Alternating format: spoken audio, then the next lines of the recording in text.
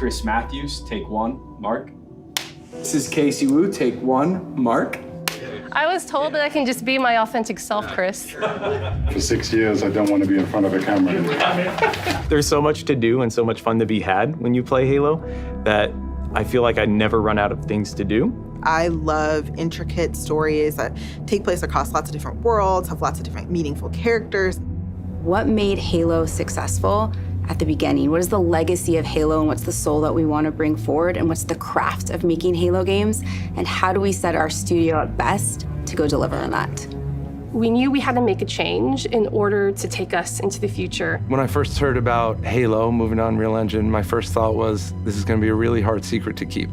I think fans are going to be excited about the future of Halo because of the possibilities that are afforded us by using Unreal. Before, we really had to split our focus in thinking about building an engine, supporting it, being really kind of a tech company and a studio at the same time. Since we've made the change to shift to UE, we can bring Halo forward in ways that people have never seen before while still being true to what Halo is.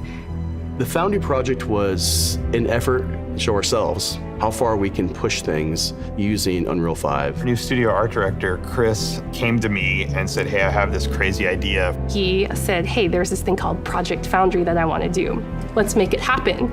Foundry specifically is based around the same concept of the Foundry in Halo lore. It's the place where Halo rings are born.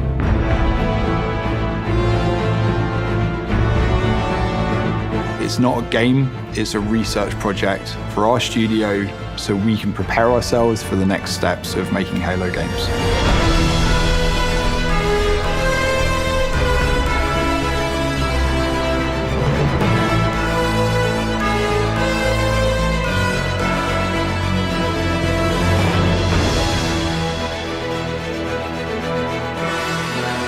The original Halo franchise was a graphics showcase. It was best in class. That's what Halo was when it first was released, and that's what Halo needs to be again.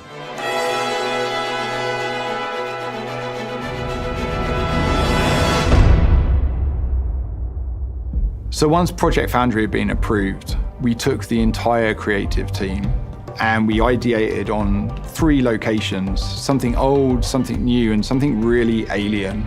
We had the Pacific Northwest, which is sort of traditional Halo biome. We were trying to shove as much foliage in there as humanly possible to make it really feel like you're on a hike in the, Cascades. The Coldlands, which was the second biome that we took on, it was more of a technical showcase where we could play with shaders, we could play with deformable landscapes and terrains. Unreal affords us more opportunity than we've ever had in the past. On the surface, it might just look all like snow, but how many layers of things combine to really give that winter look?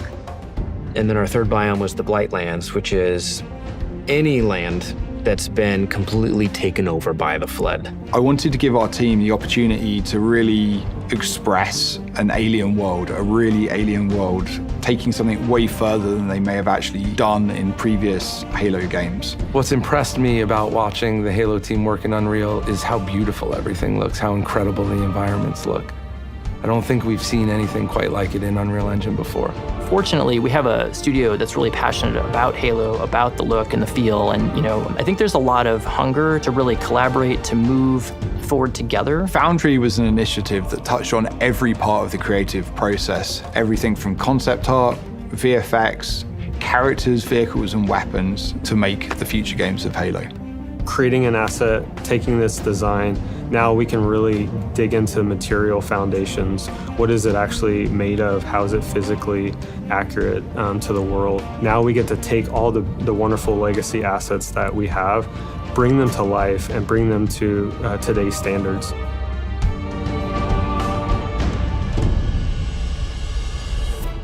We are really excited to be not just working on multiple projects, but also expanding our studio. As a lifelong Halo player, I think the game's only going to get better when we get those new, unique perspectives and people bring in their expertise and passion for the Halo franchise.